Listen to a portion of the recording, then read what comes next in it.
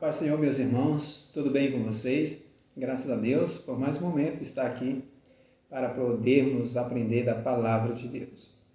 Na aula de hoje nós vamos estudar a lição número 10, Sofonias, o fim está próximo. O textuário da nossa aula se encontra em Sofonias, capítulo 3, versículo 16.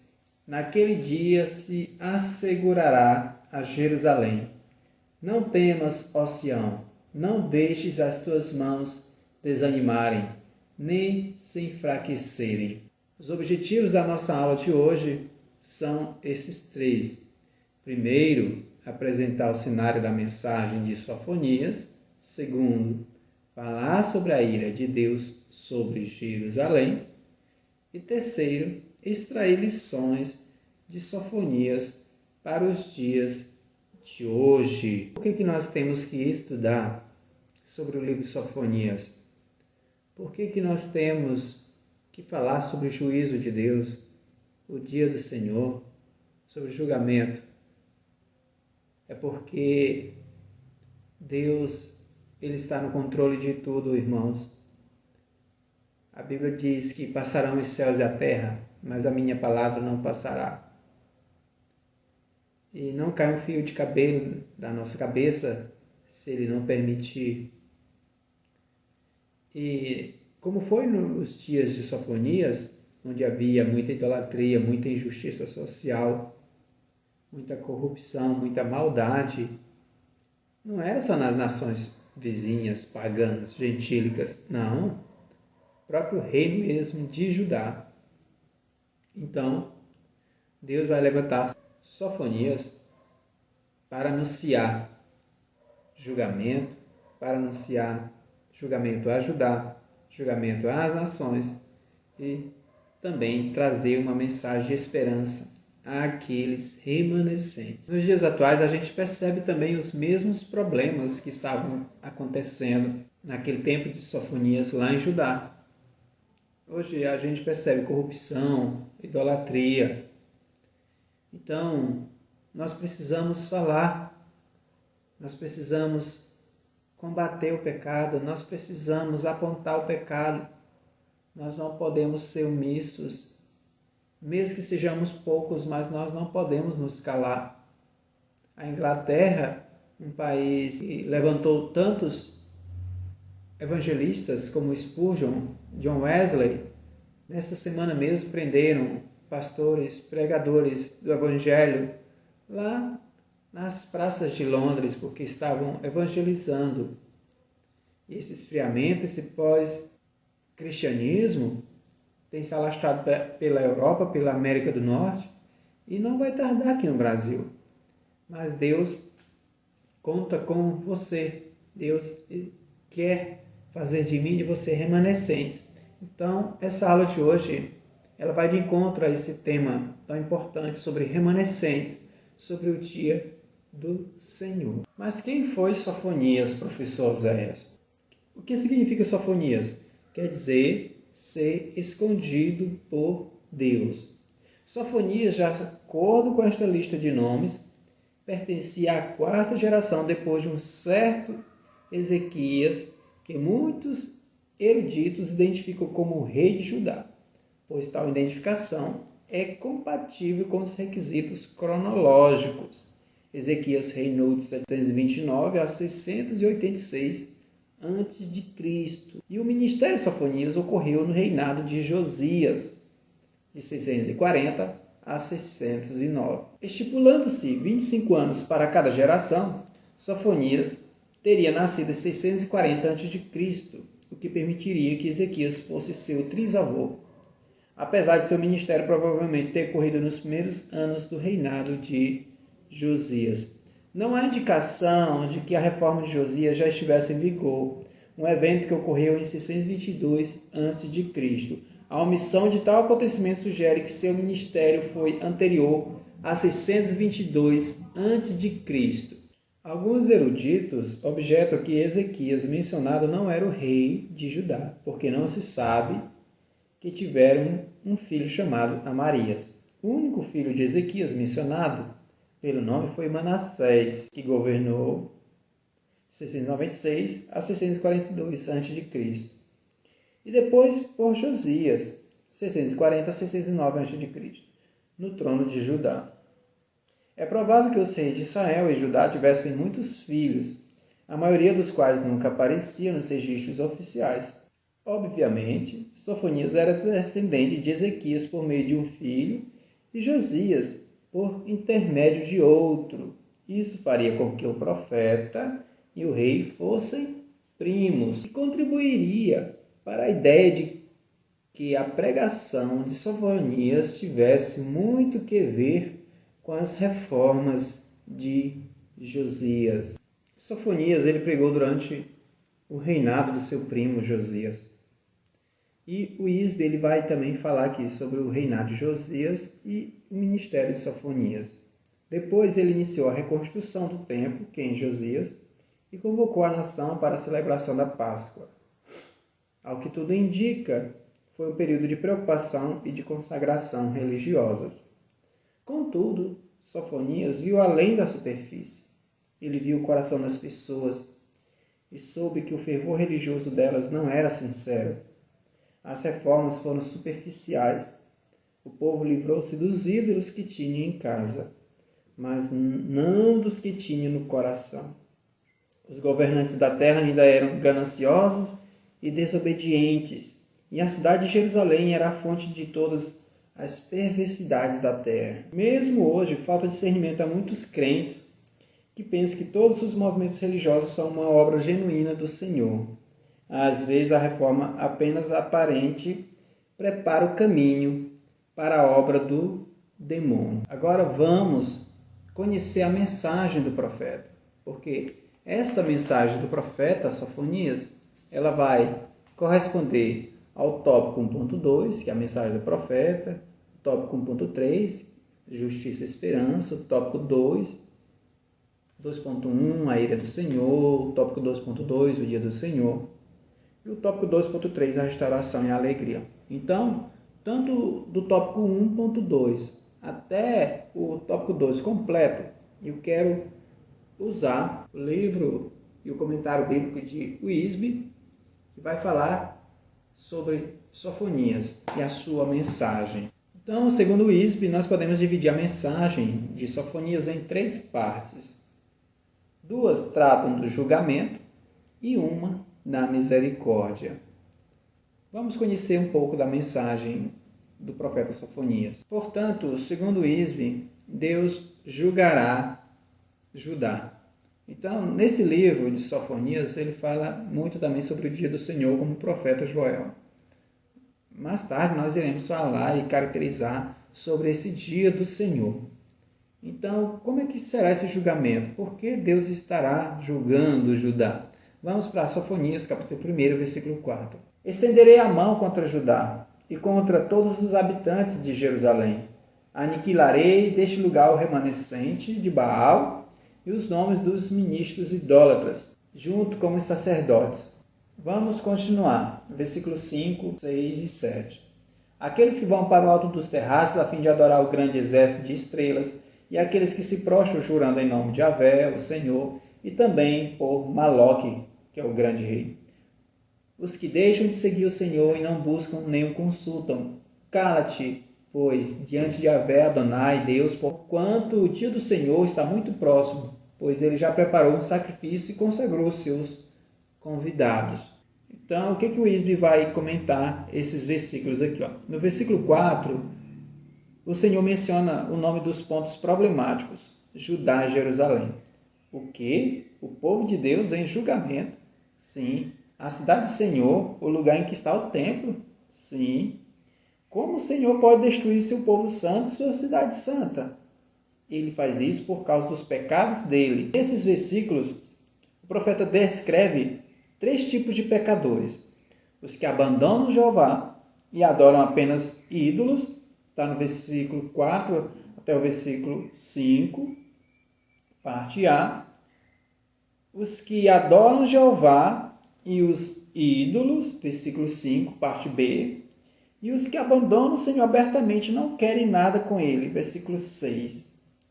Na verdade, hoje também, o que acontece? sobre esses tipos de pecadores. Primeiro, os que abandonam Jeová adoram apenas ídolos, pessoas que estavam no caminho do Senhor e foram viver para seu bel prazer. Os que adoram Jeová e os ídolos, ou seja, tem pessoas que estão com o pé na igreja e o pé no mundo. Porém, essas pessoas estão no vale da indecisão. Ou a pessoa é ou não é, como diz a Bíblia. Sim, sim ou não, não. Não tem como, Jesus falou, não tem como nós servirmos a dois senhores, porque estará amando um e odiando o outro tipo de crente.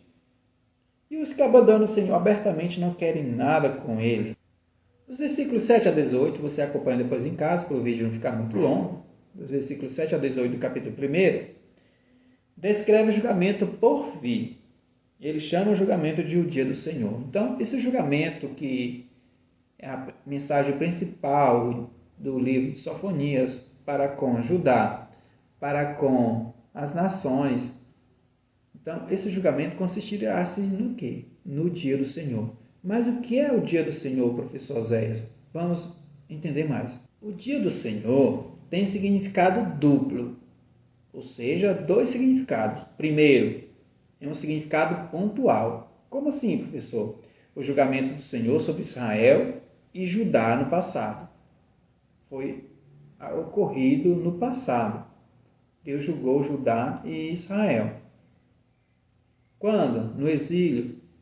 Quando levou as tribos do norte pelos assírios. Segundo, profético. O tempo futuro de julgamento em que Deus derramará sua ira. Isso está em Apocalipse, capítulo 6, até o capítulo 19. Para J. Dwight Pentecoste, autor deste livro, Manual de Escatologia, o dia do Senhor consiste-se no quê? Vejamos bem. O termo dia do Senhor aparece nos seguintes trechos: Isaías 2:12, 13:6 e 9, Ezequiel 13:5, 30, versículo 3, Joel 1, versículo 15, 2, versículo 1, versículo 11, versículo 31. Aparece também em Amós, Obadias, Sofonias, 2 vezes. Mas o que significa, segundo o Manual de Escatologia de J. Dwight Pentecoste? Qual a interpretação dele sobre esse dia do Senhor que Sofonias abordara 2 vezes? É abordado também em Zacarias, Malaquias, 1 Tessalonicenses, 2 Tessalonicenses. Mas qual é o significado desse termo, professor? Além desses, as expressões daquele dia, ou o dia, ou o grande dia, aparecem mais de 75 vezes no Antigo Testamento. Então, sinônimos, termos semelhantes também, mais de 75 vezes. Isso evidencia sua importância nas escrituras proféticas.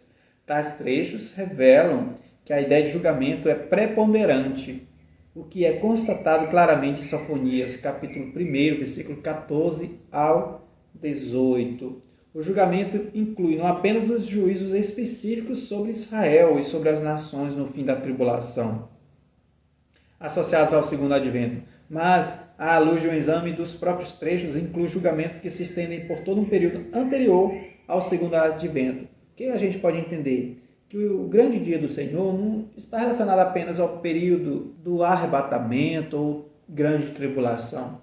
Desse modo, deduz-se que o dia do Senhor incluirá o período tribulacional. Zacarias, capítulo 14, versículo 1 ao 4, afirma que os acontecimentos da segunda vinda também estão incluídos no dia do Senhor. Conclui-se, então, que o dia do Senhor é o extenso período de tempo que se inicia com a retomada do tratamento de Deus para com Israel, após o arrebatamento, no início do período tribulacional, passando pelo segundo advento e pela era milenar até a criação do novo céu e da nova terra, depois do milênio. Portanto, essa mensagem sobre o dia do Senhor, julgamento, serve para mim e para você como um alerta para que possamos cada dia mais buscarmos o Senhor enquanto nós podemos achar, para que possamos também evangelizar, fazer com que Cristo seja visto em nossas vidas, que o nome de Deus seja glorificado em nossas vidas e pessoas possam sentir sede de conhecer o Senhor. Por isso que Deus disse que nós somos o sal da terra. Portanto, irmãos, não vamos parar, vamos continuar firme no caminho e pregar essa mensagem mesmo, essa mensagem do Evangelho, essa mensagem, acusar o pecado mesmo e acolher o pecador e dizer: Deus aqui está aqui de braços abertos. Deus, Ele é o Pai do filho pródigo. Deus, Ele ama o pecador. Tem outra mensagem, ou melhor, tem uma segunda mensagem do livro de Sofonias. A primeira nós abordamos, que fala sobre o julgamento, o dia do Senhor. A segunda fala sobre o julgamento das nações, além de Israel. Mas a revista, o autor da revista, ele não quis abordar esse assunto. Então nós vamos para a terceira mensagem do livro de Sofonias. Vamos conhecer em que consiste essa terceira mensagem do livro de Sofonias. Esta terceira mensagem está no capítulo 3, do versículo 8 até o versículo 20, que vai falar sobre a restauração do seu povo. Um dia o Senhor juntará o seu povo, punirá as nações gentias e restaurará Israel e Judá em sua terra. Sem dúvida, o versículo 8 prediz a batalha de Armagedon, em que todas as nações se unirão contra Jerusalém nos últimos dias.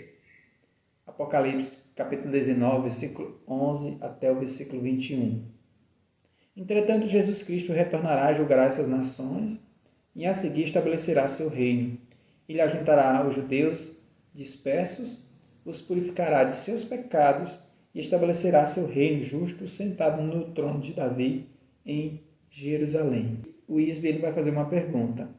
Você observou a ênfase de Sofonias sobre os restantes? Isso está onde, professor? Capítulo 2, versículo 7 e 9. Capítulo 3, versículo 13. Vamos ler. O litoral pertencerá ao restante da casa de Judá. Observe o termo, restante, para que se alimentem ali. Ao pôr do sol se deitarão nas casas de Ascalon, pois Yahvé, o seu Elohim, Deus zelará por eles e restaurará o seu destino, trazendo-os de volta do cativeiro. Por esse motivo, afirma Yahvé, o Senhor dos Exércitos, o Elohim de Israel: tão certo como eu vivo, Moabe ficará como Sodoma, e os amonitas como Gomorra, uma região inteira tomada pelas ervas daninhas e imensos poços de sal, uma desolação perpétua. Então o remanescente do meu povo os saqueará, e os sobreviventes da minha nação possuirão a terra deles. O que a gente também pode tirar de aprendizado com isso? É que serão salvos aqueles puros de coração, aqueles que adoram o Senhor em espírito e em verdade. Porque tem pessoas que acreditam que Deus morreu por todo, que a graça é uma hipergraça, que Deus é amor e que Deus não vai deixar ninguém para o inferno. Mas o que a gente percebe é que Deus ele faz uma seleção. Deus ele faz uma eleição. Ele justifica, né? Ele escolhe a mim na sua soberana e santa presciência de Deus, e não serão todos. Como a palavra de Deus fala, que existe o joio e o trigo dentro da casa do Senhor. E só Deus que vai tirar o trigo e deixar o joio. Se for arrancar o joio, vai comprometer um. Ou melhor, se for arrancar o joio, poderá prejudicar o trigo. Então, a gente percebe que nem todos serão salvos de Sofonias. Portanto, o remanescente de Israel não mais praticará malignidade, nem injustiças. Não faltará com a verdade, nem se encontrará nas bocas dessas pessoas qualquer engano ou falsidade. Eles se alimentarão e descansarão tranquilamente, sem que nada nem ninguém os perturbe. Você observou a ênfase de Sofonias aí? O que ele quer dizer com isso, com esses remanescentes, professor? Na época dele havia um remanescente crente, um pequeno grupo de pessoas fiéis ao Senhor. Assim como hoje há um remanescente crente. E nos últimos dias nem todos os judeus seguirão o Senhor, mas o remanescente seguirá. O que os judeus crentes deviam fazer em relação à mensagem de Sofonias? Uma coisa, esperar. Isso está em 3:8 de Sofonias. E deixar Deus realizar seus propósitos. Depois eles deviam cantar, 3:14, e regozijar-se na bondade do Senhor. A nação tinha de passar por um período de provação e de teste, mas o Senhor estaria com ela. E ela não tinha o que temer, mesmo em tempo de julgamento. Deus a ama e cuida dela. Então, nós somos remanescentes ou estamos nos outros grupos que abandonaram os propósitos do Senhor, que não atenderam à voz do profeta? Sofonias para os dias de hoje. Quais são as lições, aprendizados e aplicações que podemos fazer com base no livro deste profeta menor? Primeiro, as injustiças nossas de cada dia. Vamos para a Bíblia, Sofonias capítulo 3, versículo 3 ao 4. Entre o próprio povo da nação, os seus líderes são leões violentos, que rugem o tempo todo. Seus juízes são lobos vespertinos, que tudo devoram e nada deixam para o dia seguinte. Os seus profetas são levianos, homens ardilosos e traiçoeiros, e os seus sacerdotes profanam o sagrado e violentam a Torá, que é a lei. A corrupção, a maldade estava em todas as esferas da liderança de Judá, desde as esferas políticas até as espirituais. O comentarista MacArthur ele vai dizer o seguinte: 4 classes de liderança foram destacadas para a condenação. Primeiro, os líderes políticos, ou seja, os príncipes, e os, segundo, juízes, ambos comparados a lobos vorazes, procurando continuamente por uma nova presa. Os líderes espirituais são o terceiro. Quem eram esses líderes espirituais? Os profetas. E quarto, os sacerdotes, que eram infiéis ao Senhor, a quem eles clamavam representar. Incrível, né, irmãos? Como o pecado sempre tem estado presente no meio do homem, né? O que nós podemos fazer é que nós não podemos ser omissos diante do pecado, a gente não pode ser complacente, a gente não pode se tornar como essas 4 lideranças aqui. Nós temos que buscar em primeiro lugar o reino de Deus, nós temos que renunciar a nós mesmos, nós temos que tomar nossa cruz e seguir após Jesus. O que nós podemos também trazer de aplicação de Sofonias para mim, para você? Esperança em dias sombrios é a aplicação também que a gente pode tirar também dessa mensagem, desse livro, desse autor, desse profeta. Vamos para Sofonias, capítulo 3, versículo 17. Yahvé, o Senhor teu Deus, está no meio de ti, agindo poderosamente para te salvar. Ele terá enorme prazer em ti e com seu amor te renovará completamente e se alegrará contigo em grande comunhão, com brados de vitória e júbilos. Isso é o quê? A graça de Deus. Nós não somos salvos por obras, nós não somos salvos por mérito, porque somos melhor. Nós somos salvos pela graça de Deus. E nós temos o maior privilégio, nós temos que regozijar no Senhor, alegrar no Senhor, porque Ele nos escolheu, Ele te escolheu, Ele, antes da criação do mundo, Ele já nos conhecia. Então vamos abraçar, irmãos, vamos permanecer firme, olhando para o nosso autor e consumador da nossa fé. Haja o que vier, venha o que vier, mas nós não podemos sair do caminho, porque o caminho é Jesus, Ele é a verdade e a vida após esse mundo de trevas, de maldade, de corrupção generalizada, a vida, a esperança. Nós cristãos, nós somos diferentes desse mundo, nós temos uma mensagem de esperança, nós temos uma palavra de esperança. Ele disse que viria nos buscar e que estaria conosco todos os dias até a consumação dos séculos. Ele não nos deixou órfãos. A última aplicação, segundo o autor da revista, confiança nas promessas. Vamos para Sofonias, capítulo 3, versículo 9 ao 13. E assim haverei de purificar os lábios dos povos, para que todos eles invoquem o nome de Yahvé e sirvam espontaneamente com o mesmo espírito. Desde além dos rios da Etiópia, os meus adoradores, o meu povo disperso, me trarão suas ofertas. Naquele dia não mais sereis humilhados pelos seus muitos atos de rebelião, pois retirarei desta cidade os que se ufanam da sua soberba. Nunca mais sereis arrogantes no meu santo monte, mas conservarei no meio da cidade os mansos e humildes, que se refugiarão em o nome do Senhor Yahvé. Portanto, o remanescente de Israel não mais praticará malignidades nem injustiças, não faltará com verdade, nem se encontrará nas bocas dessas pessoas qualquer engano ou falsidade. Eles se alimentarão e descansarão tranquilamente, sem que nada nem ninguém os perturbe. Oh, aleluia, né, irmãos? Vamos permanecer firmes na promessa do Senhor. Como diz o louvor da harpa cristã, firme, firme, firme nas promessas de Jesus, o Cristo. Vamos permanecer firmes nas promessas de Jesus, porque Ele não é homem para que minta, nem filho do homem para que se arrependa.